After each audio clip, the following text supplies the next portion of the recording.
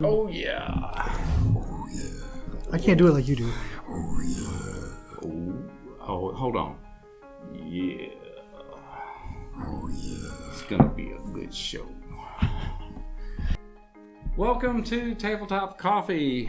I am Keith Dunn. I'm a network engineer. And I am Chuck Rogers, a licensed professional counselor and licensed marriage and family therapist. Yes, absolutely. And we would really appreciate it if you would subscribe and ring that bell and help us build this channel. We sure would. Yep, so we can continue to put out content like this every single week. And together we are Tabletop Coffee, where each week we talk about how to do life, do it well, being bold. And never, ever bitter. And tonight we're going to talk about, how did you say it? So, do you ever give advice if someone doesn't ask you? Great question. Stay tuned and we'll talk about it. So, dude, what are we going to talk about tonight? Man, I tell you what, I've been thinking about a number of things today. And one thing that was just really on my mind and actually on my heart today was, do you ever step into giving someone advice when they don't solicit that from you or they don't ask for your advice? Great question. You know, I was thinking through that, and I know that you've gone through this. I think everybody does this. Sure.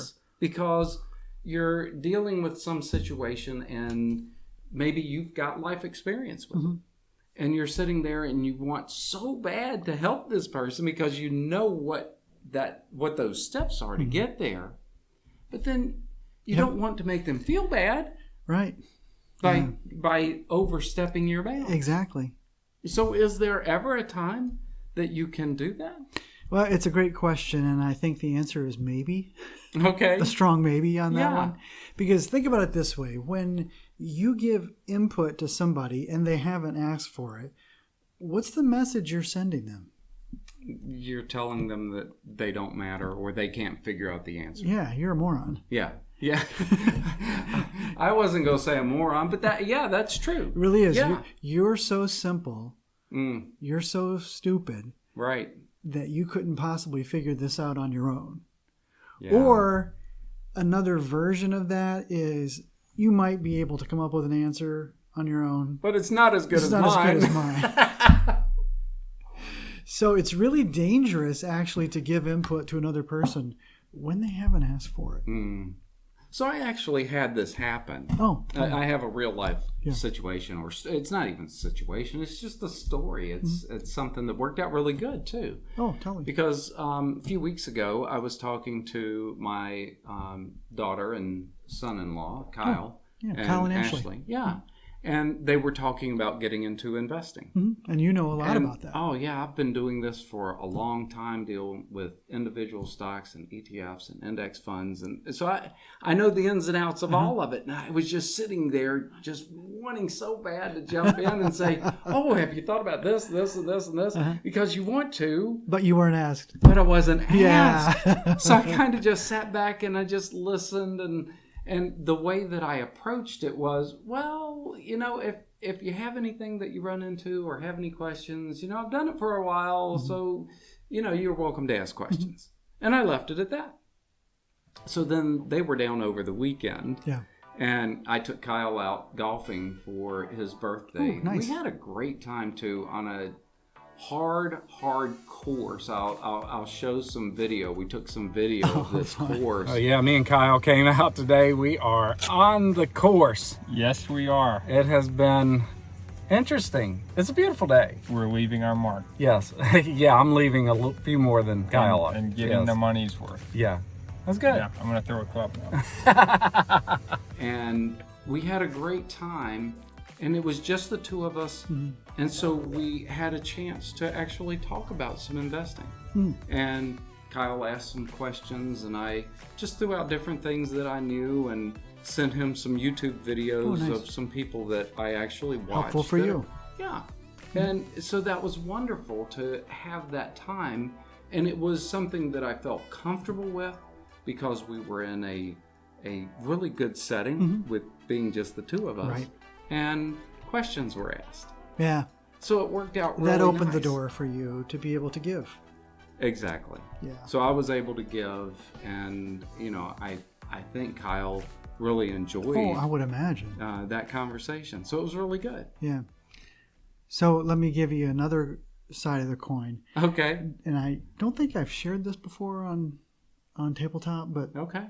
Dr. David Burns talks about how it was that he was at a workshop presenting, Yeah. and break time came around, and this lady came up to him at the break to ask to share some information with him, and so she began to unburden her head and her heart Okay. about her teenager. Right. And David said, "Well, have you tried this?"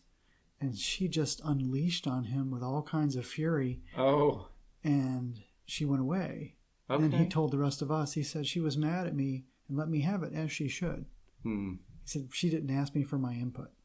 Ah. She was just sharing." She was with just me." sharing. She wanted somebody to Yeah. listen. Yeah. So what would have been a better way to handle that? Just provide empathy. It just sounds like that's been really difficult for you. Hmm. Okay.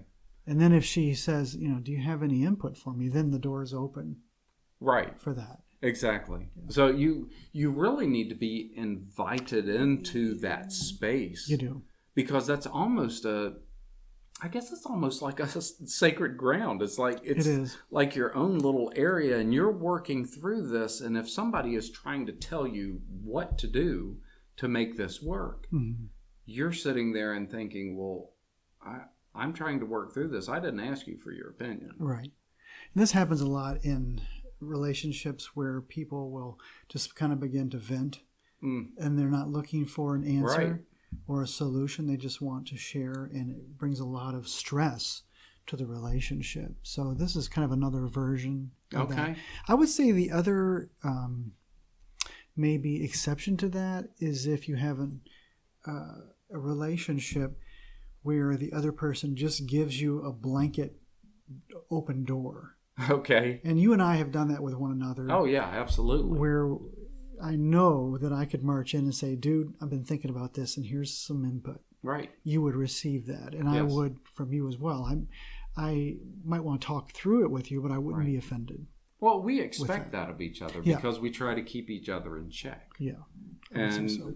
okay, so that's really good. Mm-hmm. So if you have that, I don't know if it would be considered an accountability partner, but it's kind of that yeah. thing of, you're just leaving that door open and saying, I trust your judgment. I trust you as my friend Right. to always have my best interest in mind.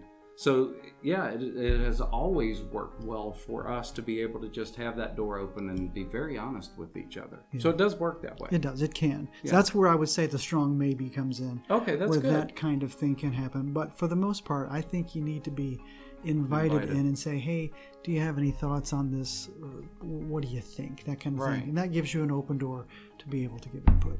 Oh, man. That's great. Yeah. Hope you liked our content. If you did, please subscribe and ring that bell so that you're notified of future episodes. Yeah, absolutely. And like it and share it with all of your friends. We would appreciate it. Yes, Thanks we so would. much, everybody. Until next time.